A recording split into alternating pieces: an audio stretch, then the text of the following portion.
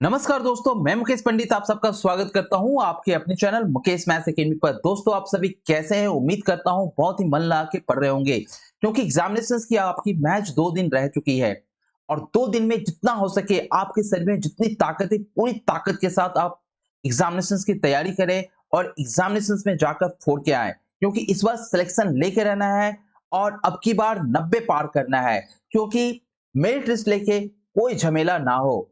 आप हंसते-हंसते physicals, medicals और merit list में क्वालीफाई होकर एग्जाम एक एसएससी जीडी के जॉब को ज्वाइन करें, ठीक है ना?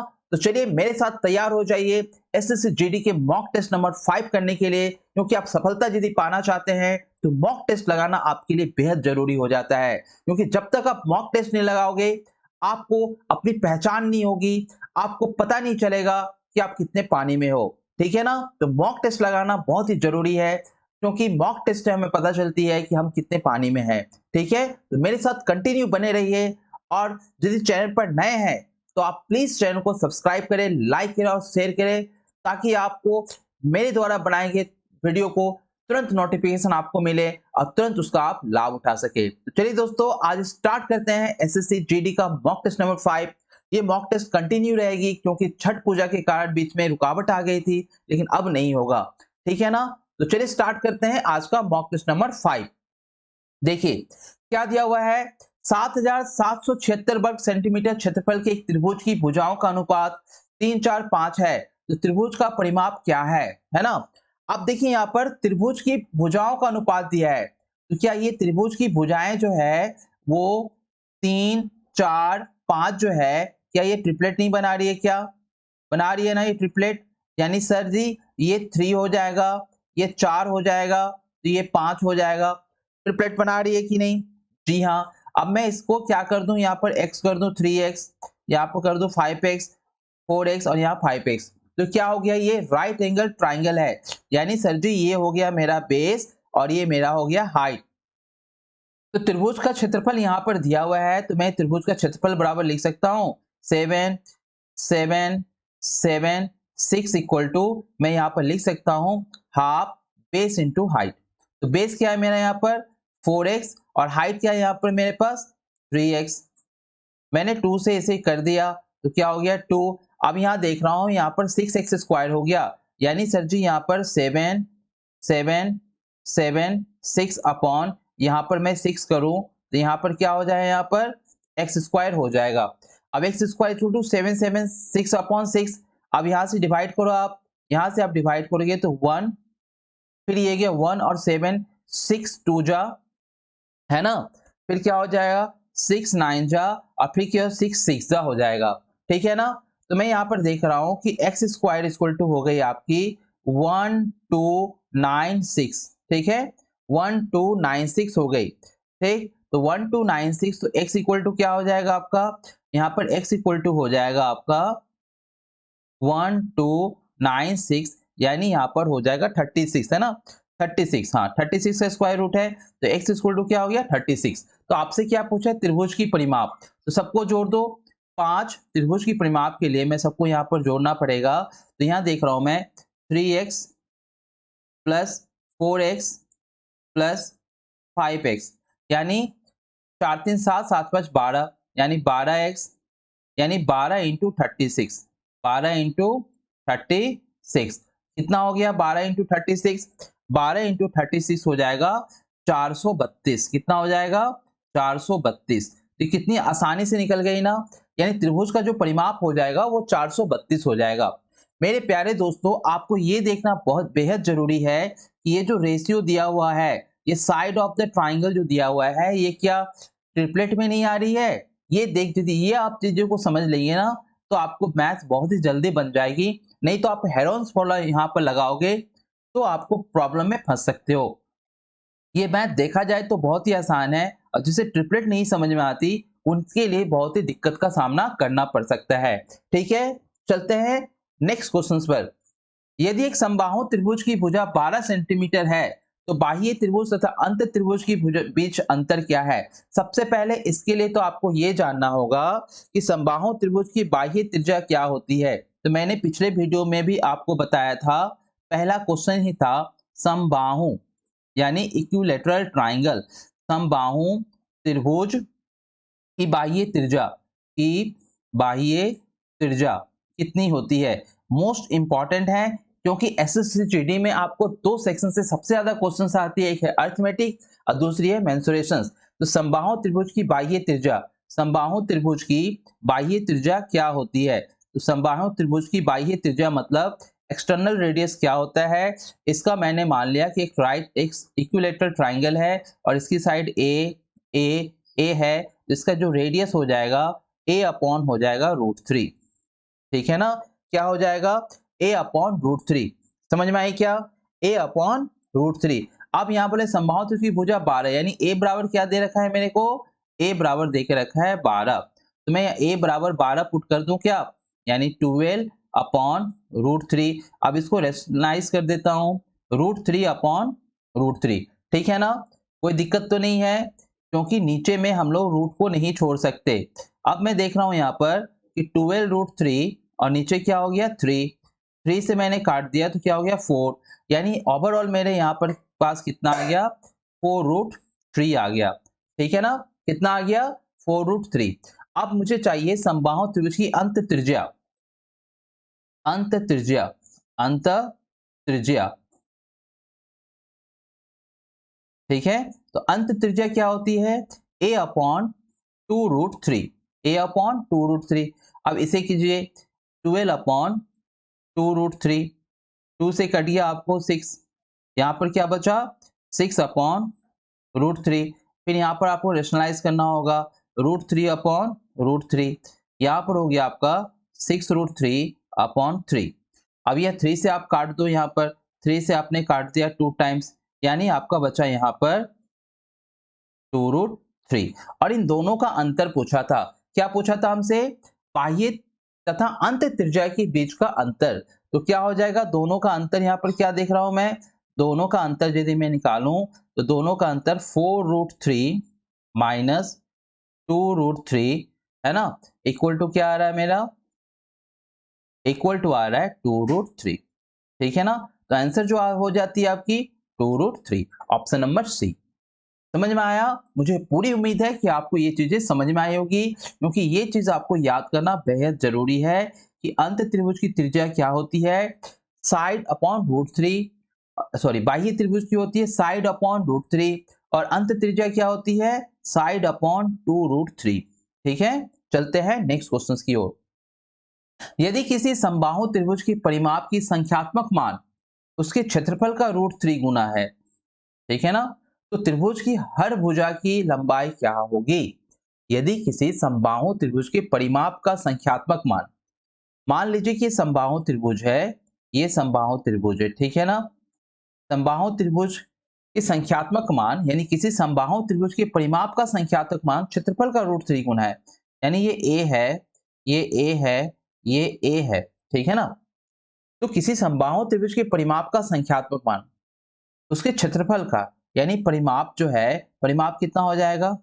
3a, उसके क्षेत्रफल का √3, यानी √3 इंटू इसका क्षेत्रफल क्या होता है? √3/4 साइड स्क्वायर, यानी साइड मैंने a माना है तो a स्क्वायर। अब यहाँ पर आप देखिए a से a कट गया है ना, अब ये √3 से ये 3 कट गया, यानी मैं देख रहा हूं कि a इक्वल टू क्या आ रही है? यहाँ पर a इक्वल टू 4 आ रही है। तो त्रिभुज की हर भुजा की लंबाई कितनी हो जाएगी? 4 यूनिट हो जाएगी। ठीक है, बस क्वेश्चन समझना था, आपको बैठाना था और आपने जैसे प्लेस किया आपकी आंसर आ गई।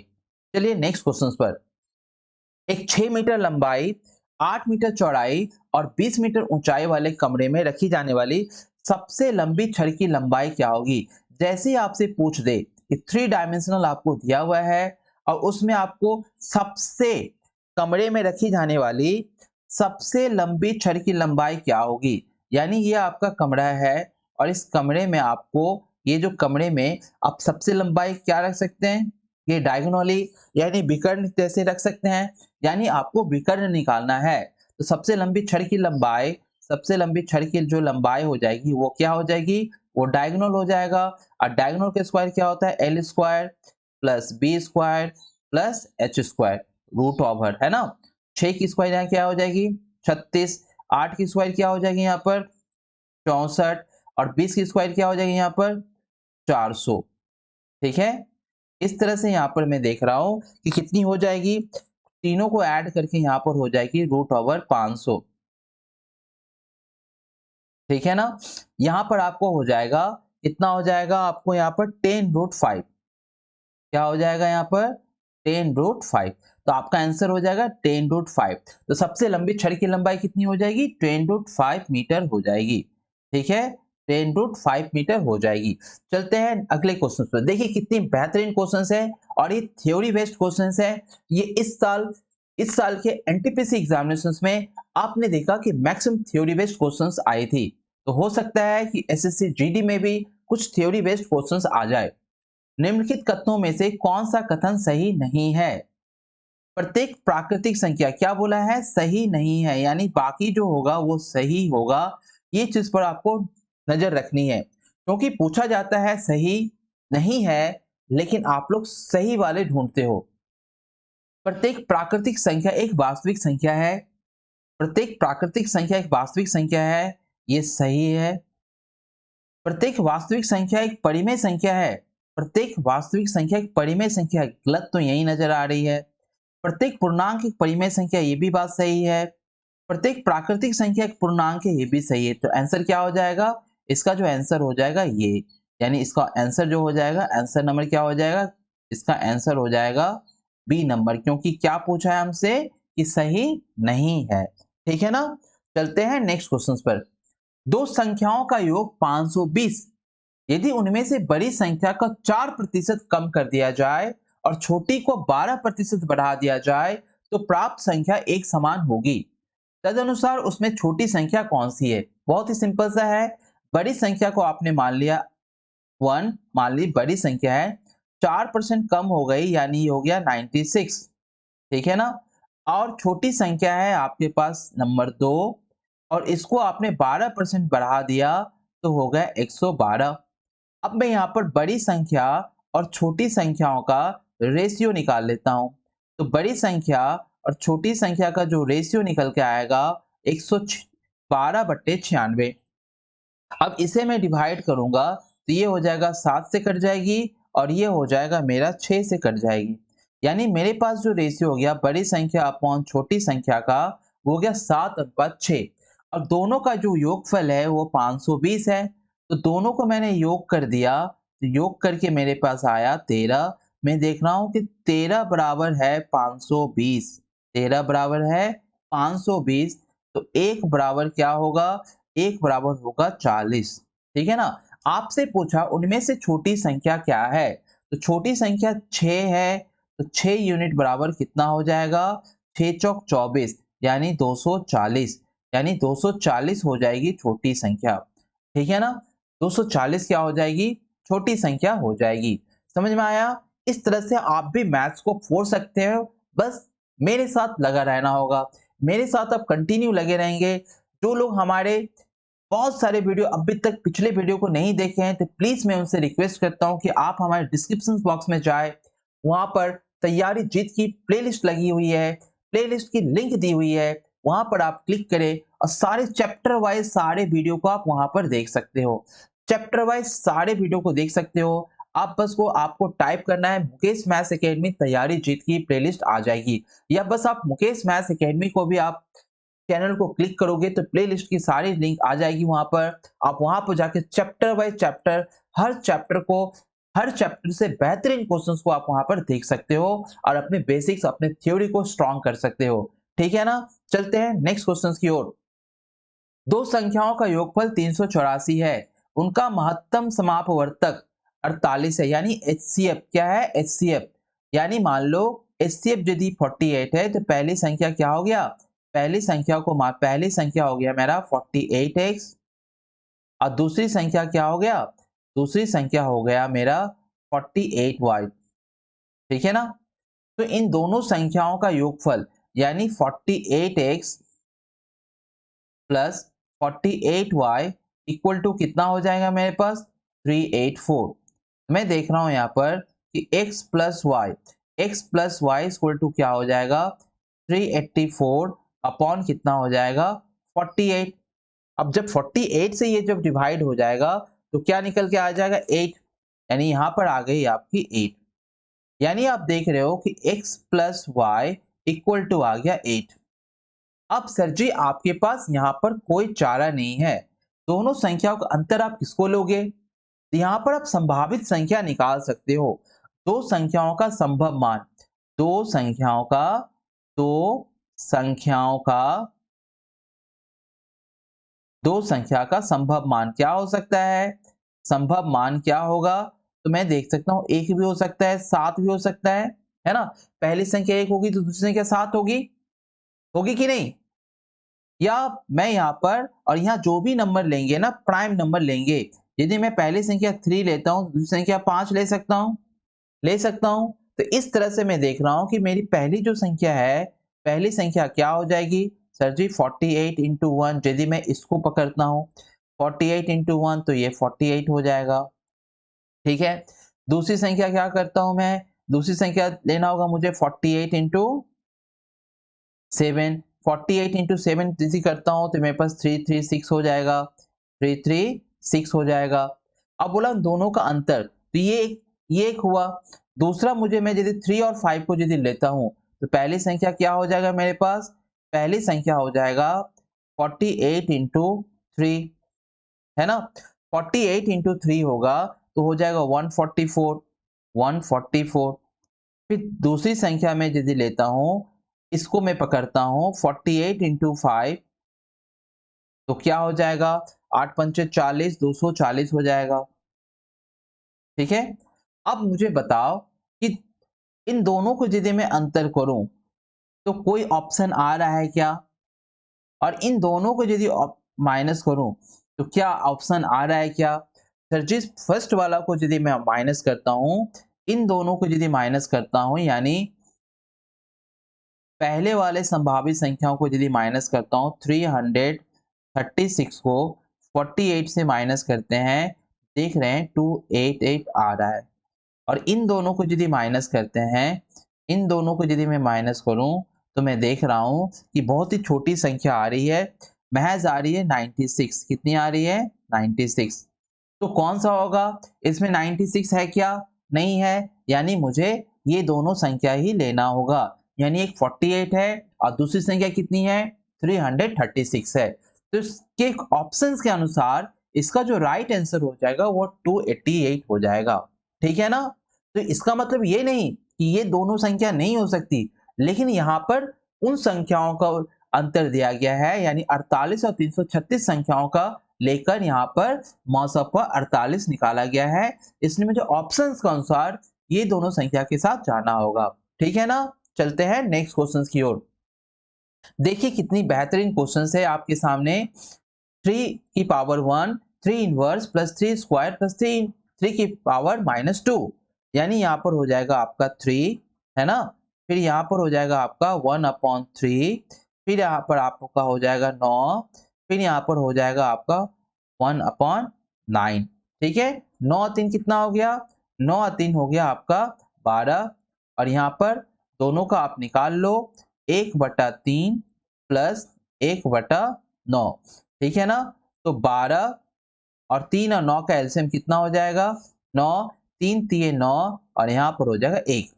यानी आप देख रहे हो यहाँ पर कि 12 प्लस 4/9, ठीक है। क्या इस तरह से आंसर नहीं है, यानी 12 9 में 108 और 4 112/9, यानी यहाँ पर जो हो जाएगा 112/9 आपका राइट आंसर हो जाएगा, ठीक है। चलिए नेक्स्ट क्वेश्चन की ओर। फिर देखिए एक बेहतरीन क्वेश्चन आपके सामने आके खड़ी हो गई है ना। ये क्वेश्चंस बहुत ही इंपॉर्टेंट होता है और इस तरह से एक सीरीज चल रही है यहाँ पर, यानी 1 - 1/2 स्क्वायर। इसका मतलब सर जी यहाँ पर क्या होगा, आप दो चीजें कर सकते हो, a - b a + b का भी यूज कर सकते हो, या डायरेक्ट आप इसको इंटू करके नीचे भी कर सकते हो। आपके पास दो ऑप्शन है, आप यहाँ पर a + b a - b भी कर सकते हो, या पता है ना ये फॉर्मूला की ओर चल रही है a² - b² a + b और a - b दोनों की ओर चल रही है। तो मैं यहाँ पर क्या करता हूँ, डायरेक्ट यहाँ पर 1/4 है, ये कितना हो गया 4 हो गया, ये कितना हो गया 9 हो गया, ये कितना हो गया 81 हो गया और ये कितना हो गया 100 हो गया, है ना।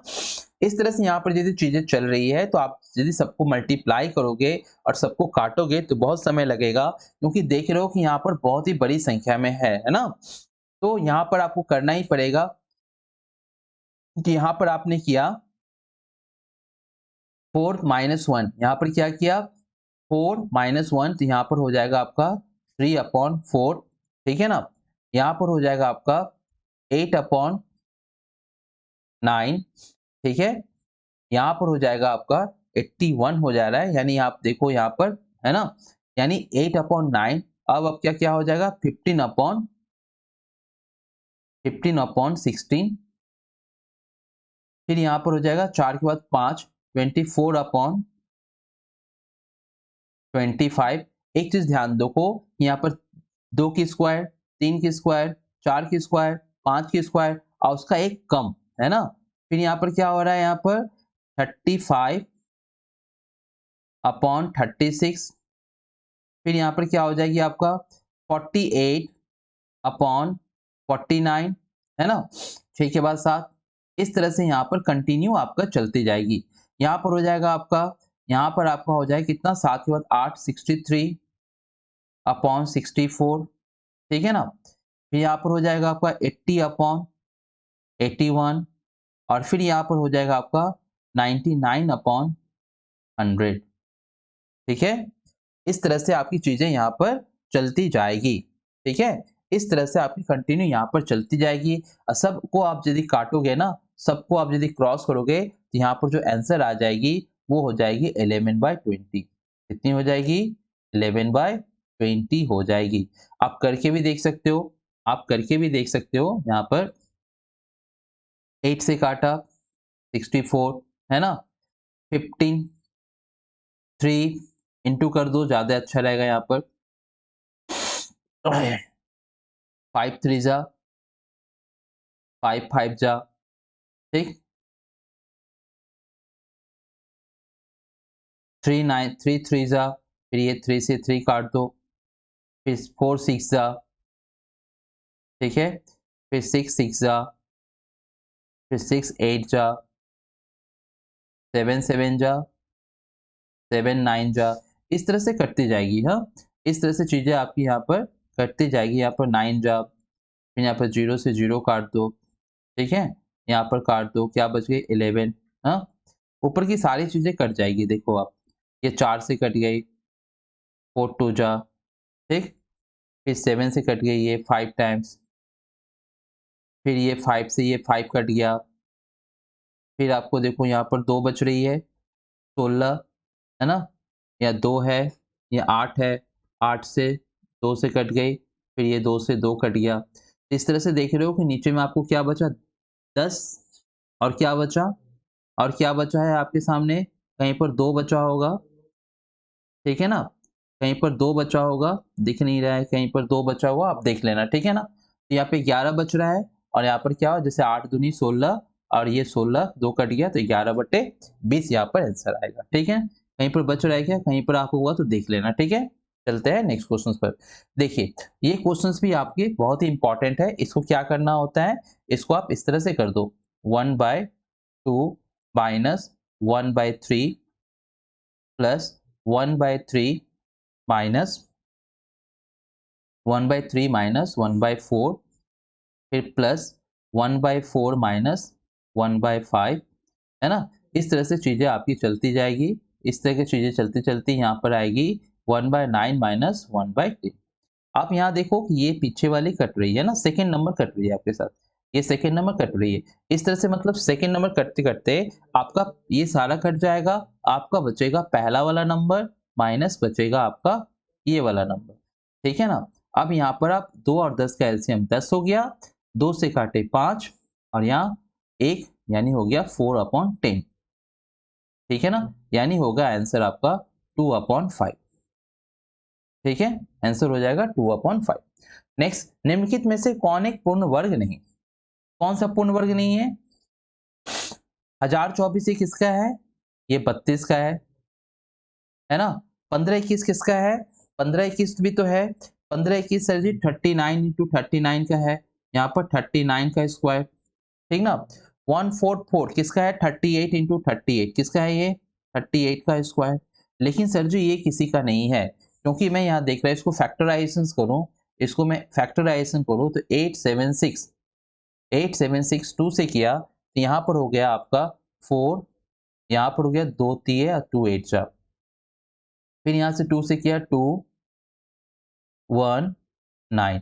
अब देख रहा हूँ यहाँ पर 3 से 3 7 जा और यहाँ पर 3 3 जा, यानी यहाँ पर नहीं हो रहा है, यानी इसका मतलब ये पूर्ण वर्ग नहीं है। क्वेश्चन नेक्स्ट, ए बी से 16.6% कम है, यदि ए का मान 520 है, बी का मान कितना हो। ए बी से यानी ए किससे, बी से, यानी सबसे पहले तो इसका मतलब क्या होता है 16.16%, यानी ए बी से इतना प्रतिशत कम है, तो इसका वैल्यू जो होता है वो होता है 1/6।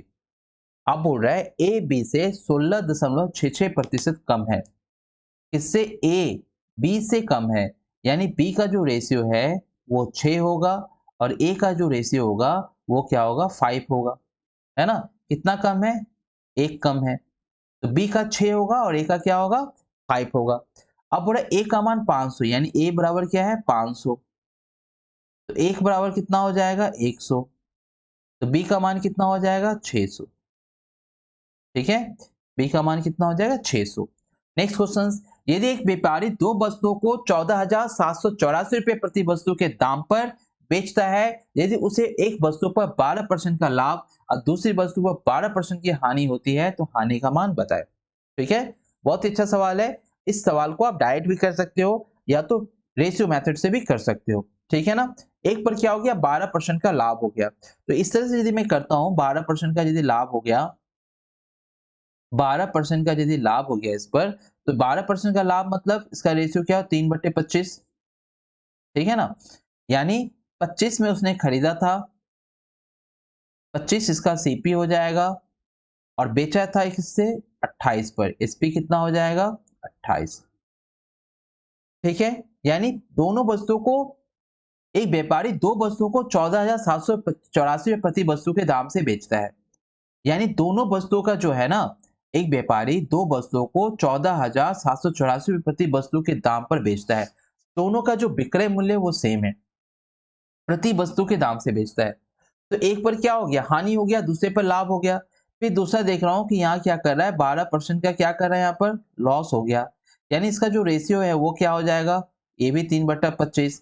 खरीदा था 25 में, लेकिन बेचा इसे कितना में, इसे बेचा इसको कितना में, इसको बेचा आपको 22 में, ठीक है ना। लेकिन दोनों का, एक व्यापारी दो वस्तुओं को 14,784 रुपए प्रति वस्तु के दाम पर बेचता है, यानी दोनों को बेचा सेम सेम दाम पर। तो मैं क्या करूं कि दोनों को क्या हो जाए, इक्वल हो जाए। इन दोनों को क्या करूं कि दोनों इक्वल हो जाए, तो मैं देख रहा हूं यहाँ 4 सत्ते है और यहाँ 11 दूनी है ना। यहाँ 4 सत्ते है और यहाँ 11 दूनी है, तो यहाँ मैं यदि क्रॉस इन दोनों से यदि मल्टीप्लाई कर देता हूँ, यहाँ पर 22 से और यहाँ पर 28 से यदि गुना कर देता हूँ, 28 में क्या देख रहा हूं मैं कि 4 गुने 7 है, और इसमें मैं देख रहा हूं कि 2 गुने 11 है, यानी इसमें एक 2 चाहिए, इसमें एक 7 चाहिए और इसमें क्या चाहिए 11 चाहिए, है ना। और इसमें एक क्या चाहिए 2 चाहिए। अब बराबर हो गया, अब बराबर हो गया, यानी इसे सिर्फ 11 से गुना करना है और इसे किससे गुना करना है, इसे सिर्फ 11 से गुना करना है और इसे 7 दूनी 14 से गुना करना है, ठीक है ना। यानी 7 दूनी 14 से गुना करेंगे तो 2 2 दूनी 4 7 11, तो इसे मुझे किससे गुना करना होगा 11 से, तो इसे भी गुना करना होगा 11 से, ठीक है ना। अब इसे मैं कितने से गुना करूं, ये 11 दूनी 22 है, तो यहाँ पर से गुना करना होगा 14 से, तो इसे भी गुना करना होगा 14 से, ठीक है। अब यहाँ पर देखिए, तो बोला तो हानि का मान रुपए में कितना है, हानि का मान रुपए में कितना है, यानी कितने रुपए की हानि हो गई, ठीक है। तो यहां से मैं निकाल लेता हूं, ये जो वस्तु है मेरी 1 4 7 8 4, इसे मुझे किससे डिवाइड करना होगा, इससे 28 इंटू 11 से, ठीक है ना। 28 से यदि डिवाइड करते हैं तो कितना निकल के आता है, देखिए यहाँ पर 7 चौके 28, 7 दूनी 14, 7 एकम 7, 7 एकम 7, 7 दूनी 14। ठीक है, 11 से कट रही है क्या? 11 से यदि काटूं, 11 एकम 11, बच गया यहाँ पर 10, 10 बच गए, 101, 11 नमा 99, हाँ 11 नमा 99, 11 दूनी 22। फिर 4 से यदि काटूं तो 4 चौके 16, 4 चौके 16, 17 18 19, 4 अट्ठे 32, 4 अट्ठे 32। तो यहाँ पर देख रहा हूँ कि एक यूनिट में इतना आ रहा है, तो इसका क्रय मूल्य कितना है? इसका क्रय मूल्य कितना है ये निकल जाएगा। यानी 48 को आपको क्या गुना करना होगा? इससे 48 से गुना करना होगा। ठीक है ना? तो एक यूनिट में इतना निकल आया और इसे भी 48 से गुना करना होगा। ठीक ना? इसे भी 48 से गुना करना होगा। तो यहाँ पर देख रहा हूँ कि टोटल सीपी मेरे पास इतना आ जा रहा है, यानी टोटल जो एसपी है, टोटल सीपी कितना हो जाएगा? टोटल सीपी मेरा इतना इतना हो जाएगा। अब इसे गुना करने में थोड़ी प्रॉब्लम होगी, क्योंकि इन दोनों को ऐड करना है। तो आप क्या करोगे यहाँ पर? आप 48 गुने 25 को कॉमन ले लोगे और 11 14 कितना? 4 1 5 और 1 1 2। ठीक है ना? इसमें से आपको इन दोनों को घटाना है, यानी आपको इन दोनों को घटाना है। इसको दुगुना कर दो, ये हो जाएगा आपका 8 हो जाएगा, ये 16 हो जाएगा, 7 7 14 1 15 हो जाएगा। ठीक है, और 4 4 8 1 9 हो जाएगा, और ये क्या हो जाएगा? 2 हो जाएगा। यानी 29,000 कितनी हो जाएगी यहाँ पर? यहाँ 29,568 हो जाएगा आपका। क्या हो जाएगा? ये सीएसपी हो जाएगा, और ये आपका ये हो जाएगा। आप देखो इसे गुना कैसे करेंगे? 48 गुना 625। ठीक है ना? अब 48 गुना 625, 48 गुना 625 हो गया। तो यहाँ पर आप कर सकते हो 48 और 625 को गुना करोगे तो कितनी हो जाएगी आपको? 13,200, 13,200 नहीं 30,000 हो जाएगी। कितनी हो जाएगी? 30,000 माइनस 29,568। दोस्तों आपको एक सवाल तो बिल्कुल ही आपको एक तरह से टफ मिलेगा। इस तरह की मैथ्स को आपको स्किप करना है और इसे समय मिलने पर आपको फिर से बनाना है, क्योंकि आप एक मैथ्स के चलते आप बाकी मैथ्स को नहीं गवा सकते, बाकी में टाइम स्पेंड नहीं कर सकते। तो यहाँ पर आपका जो आंसर हो गया वो हो गया 432। ठीक है ना? तो एक मैथ्स के चलते आप बाकी मैथ्स को नहीं गवा सकते, क्योंकि वो जानबूझ के ऐसा करेगा और इस तरह की मैथ्स को वो पहले क्वेश्चंस में आपको डालेगा, ताकि आपका सारा समय एक ही क्वेश्चंस में चला जाए और फिर बाकी क्वेश्चंस को अटेम्प्ट ना कर सके। तो स्किप करना भी आपको सीखना होगा कि किस क्वेश्चंस को स्किप करना है और किस क्वेश्चंस को मुझे करना है, क्योंकि जब तक आप छोटे-छोटे सम्स को पहले आप बना लेंगे तो लास्ट में आपको क्या देखने को मिलेगा कि आपको बहुत समय मिलेगा उस क्वेश्चंस को सॉल्व करने में। ठीक है? एक होम थिएटर सेट 4,950 रुपए का है। यदि उस वस्तु पर 20% और 15% दो क्रमिक छूट दी जाए तो उसका विक्रय मूल्य कितना है? बहुत ही आसान है। 4950 को क्या करना है? क्रमिक छूट, यानी 80% का छूट मतलब 80/100, फिर 15% का छूट मतलब 85/100। जीरो से जीरो कट गया। ठीक है, ये जीरो से ये जीरो कट गया, नीचे का 100 का कहानी खत्म। ठीक, अब इसे मैं 5 से काटता हूं तो ये हो गया 20, और इसे 5 से काटो तो 5 नमा 45 और 4 5 नमा 45। ठीक है, फिर इसे 5 से काटता हूं, 5 चौके 20, और ये कितनी कट जाएगी? 17 पचे 85, और 4 से मैं इसे काट देता हूं, 4 दूनी 8।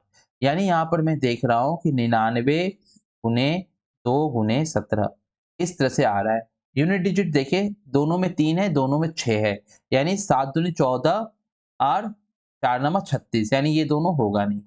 ठीक है ना? जो होगा इन दोनों में होगा, जो होगा इन दोनों में होगा। तो लास्ट में आपको गुना ही करना होगा, क्योंकि दोनों में से कोई एक आंसर है। गुना करने के बाद पता चला कि 3366 इसका आंसर है। इसका राइट आंसर ए हो जाएगा। ठीक है, चलते हैं नेक्स्ट क्वेश्चन पर। 15 क्रमांगत संख्या यानी कंसेक्यूटिव नंबर, 15 कंसेक्यूटिव नंबर का औसत कितना है? 18 है। यदि सभी संख्याओं को 2 से विभाजित किया जाए तो नया औसत क्या होगा? इस तरह की क्वेश्चंस में आप ज्यादा दिमाग ना लगाएं, क्योंकि 15 क्रमांगत संख्याओं का औसत 18 है और सभी को 2 से विभाजित किया जाए तो औसत क्या होगा? यानी औसत को ही आप 2 से विभाजित कर दो ना, औसत को यदि आप 2 से विभाजित कर दोगे तो वही तो नया औसत हो जाएगा, है ना? क्योंकि प्रत्येक संख्या में 2-2 से विभाजित कर रहे हो, यानी औसत ही आधा हो जाएगा। इसका आंसर क्या हो जाएगा? 9। नेक्स्ट क्वेश्चन ये देखिए, ये तगड़ा सवाल है। मैंने आपको पहले ही बताया कि 2 क्वेश्चंस 3 क्वेश्चंस आपकी पूरी मैथ्स को खराब कर सकते हैं। बस आपको वही देखने का कोशिश करना है। मॉक टेस्ट इसीलिए मारी जाती है कि मॉक टेस्ट में आपके 3 या 4 ऐसी क्वेश्चंस होगा जो आपकी पूरी मैथ्स की पेपर को खराब कर सकता है। ठीक है? आपको लगेगा कि ये बना लूँगा मैंने बनाया है, पर वो उसमें क्या करेगा? ज़्यादा कुछ नहीं, डेटा हाथ डाल देगा। डेटा को हाथ डालने की कोशिश करेगा। डेटा जो ऐसे डेटा डालेगा जो आसानी से आपसे ना कटे, आप उसी में फँसकर अपना टाइम वेस्ट कर दोगे। ये देखो x माइनस वाई, अब इसे कोई चारा नहीं है, कोई इसका शॉर्ट ट्रिक नहीं है, आपको लॉन्ग में ही बनाना होगा। x minus Y upon y minus Z, है ना? x minus Y upon y minus Z का रेशियो क्या है? 2:3। अब यहाँ पर आप फटाफट कर लो, 3x minus 3y equal to 2y minus 2z। ठीक है ना? अब y एक तरफ मैंने कर लिया। जब मैंने y एक तरफ किया तो देखा 3x plus 2z equal to यहाँ पर कितना हो गया? 5y। तो y इक्वल टू यहाँ यदि अलग कर लो लेते हैं तो यहाँ हो जाता है मेरे पास 3x प्लस 2z अपॉन 5। ठीक है? इसी तरह से मुझे यहाँ पर दूसरे से भी y की वैल्यू को निकाल लेना होगा। ठीक है?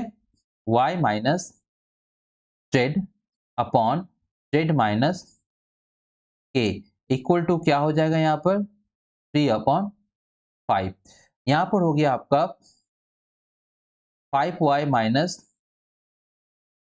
5z 3z minus 3k। ठीक है ना? 5y माइनस यहाँ से भी y में अलग कर लेता हूँ। 5y इक्वल टू 3z कितना हो गया? 8z माइनस 3k और y इक्वल टू क्या हो जाएगा? 8z minus 3k।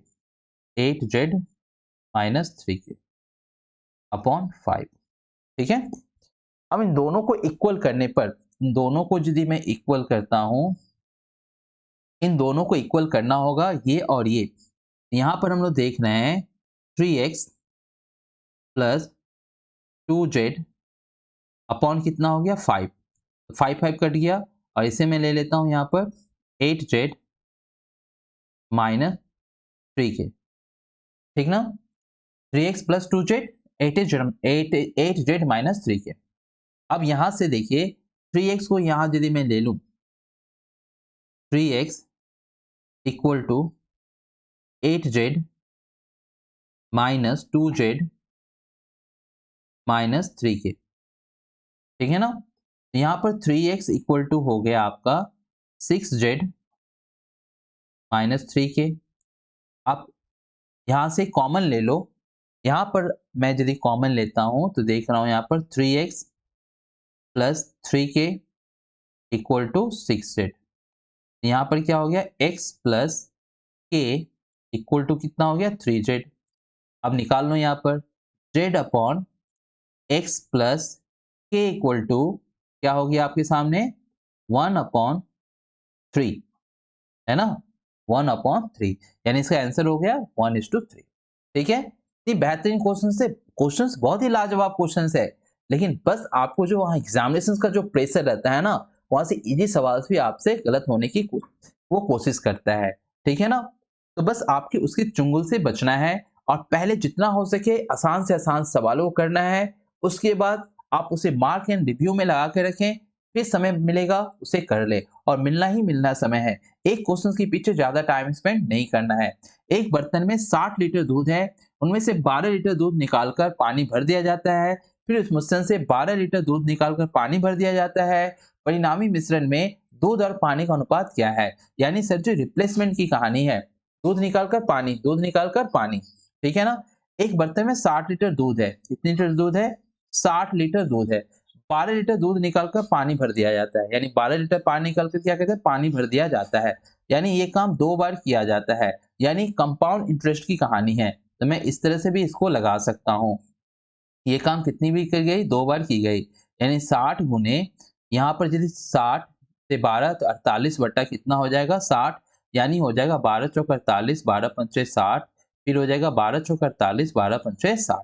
ठीक है, पचम 25, 5 से मैंने काटा यहाँ पर, तो कितनी हो जाएगी ये, 5 से मैंने काटा तो हो जाएगी यहाँ पर, सॉरी 12 पंचे 5 होती है ना, और ये पूरी कटेगी नहीं, ये पूरी 5 दूनी 10, 5 चौके 20, यानी 4 चौके 16, 16 चौके 64, 16 चौके 64, ठीक ना, 6 बचा और 16 दूनी 32, 32 और 6 कितना 38, यानी कितना हो जाएगा यहाँ पर 38.4। ठीक है, तो पानी कितना है यहाँ पर, पानी है मेरे पास यहाँ पर, पानी देख रहा हूँ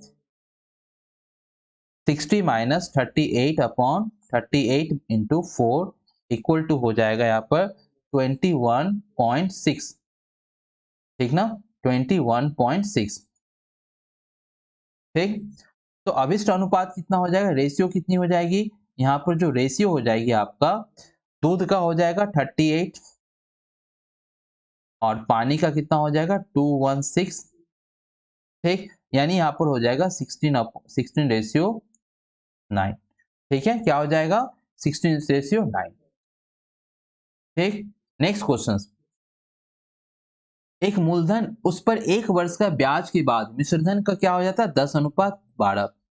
एक मूलधन और उस पर 1 वर्ष के ब्याज के बाद मिश्रधन का अनुपात 10:12 हो तो वार्षिक ब्याज दर कितनी है, यानी मूलधन अपॉन क्या है मिश्रधन, यानी यहाँ पर क्या है 10/12, कितना है 10/12, यानी मैं देख रहा हूँ यहाँ पर कि 5 बट्टे यहाँ पर क्या हो जा रही है 6, 5 बट्टे क्या हो जा रही है यहाँ पर 6, यानी 5 मेरा मूलधन है, 5 मेरा मूलधन है और ये क्या है अमाउंट है। तो वार्षिक ब्याज दर कितनी होगी, ब्याज कितने की मिल रही है मुझे, मेरी जो ब्याज है वो मिल रही है 1 यूनिट की, किसके रिस्पेक्ट में, किसके रिस्पेक्ट में, तो रेट जो मेरा हो जाएगा 1/5 मूलधन के रिस्पेक्ट में इंटू 100, यानी मेरा जो रेट हो जाएगा वो 20% हो जाएगा। ठीक है ना, 20% हो जाएगा। 64,000 की राशि 7.5 वार्षिक दर से 3 वर्ष का चक्रवृद्धि ब्याज जिसे प्रतिवर्ष संयोजित किया जाता है तो क्या होगी, क्या करना है 7.5%, 7.5% इक्वल टू कितना होता है 7.25 दिए 75 और 3/40 होता है। पहले साल में क्या होगा 40 से क्या होगा 43 हो जाएगा, फिर दूसरे साल में 40 से 43 हो जाएगा, फिर तीसरे साल में भी 40 से 43 हो जाएगा। इस तरह से ये मूलधन हो गया और ये क्या हो गया मिश्रधन हो गया। ठीक है ना, ये मूलधन है और ये क्या है मिश्रधन है।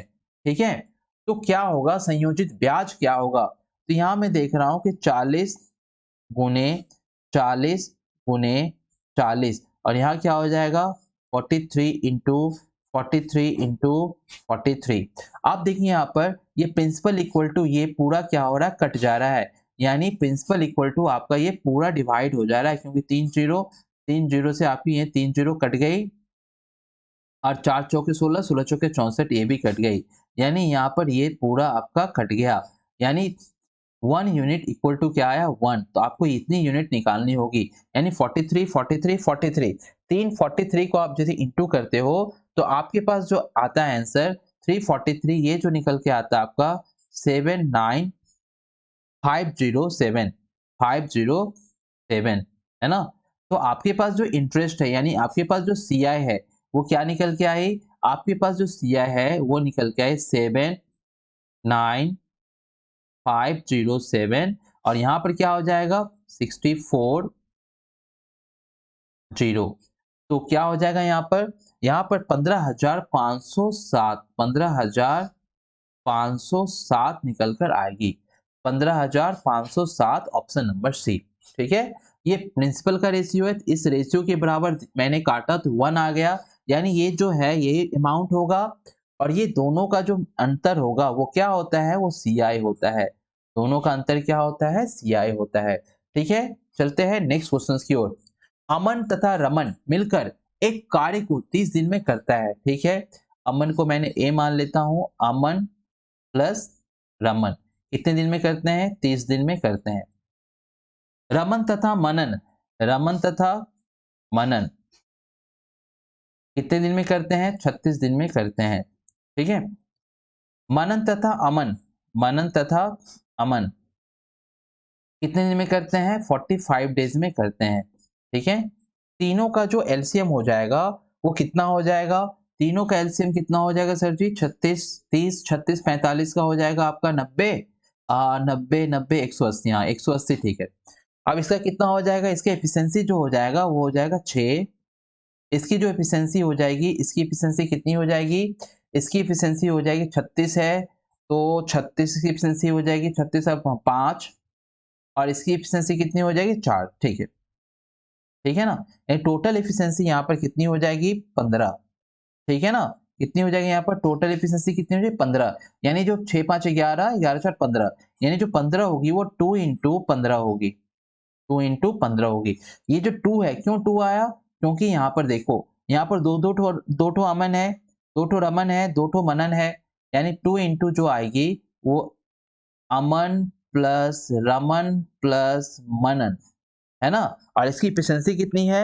इसकी जो एफिशिएंसी है वो है 15। अब ये जो 2 है ना, इसके साथ जाके मल्टीप्लाई करेगा। ठीक है। और तीनों मिलकर काम को कितना दिन में करेगा? तो 15 की एफिशिएंसी से काम करेगा, तो 15 से इसे डिवाइड करना होगा। ठीक है। तो 15 एकम 15, अब 15 दूनी 30, यानी ये तीनों मिलकर यदि काम को करे तो 24 दिन में काम समाप्त कर देगा। ठीक है दोस्तों, तो 24 दिन में काम समाप्त कर देगा।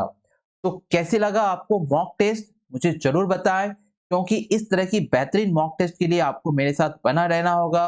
और पूरी जो लोग अभी भी हमारे मॉक टेस्ट को नहीं देखे, तो प्लीज आप जाकर हमारे सारी मॉक टेस्ट को देखें और अपने एग्जामिनेशन में 4 चांद लगाएं। ठीक है। तो फिर कल मिलते हैं इस तरह के बेहतरीन मॉक टेस्ट के साथ। आपको कैसा लगा हमारा मॉक टेस्ट हमें कमेंट बॉक्स में जरूर बताएं। और साथ ही साथ जो लोग हमारे चैनल को सब्सक्राइब नहीं किए हैं, तो प्लीज हमारे चैनल को सब्सक्राइब करें, लाइक करें और शेयर करें। ठीक है। तो फिर मिलते हैं एक नई मॉक टेस्ट के साथ। तब तक के लिए धन्यवाद।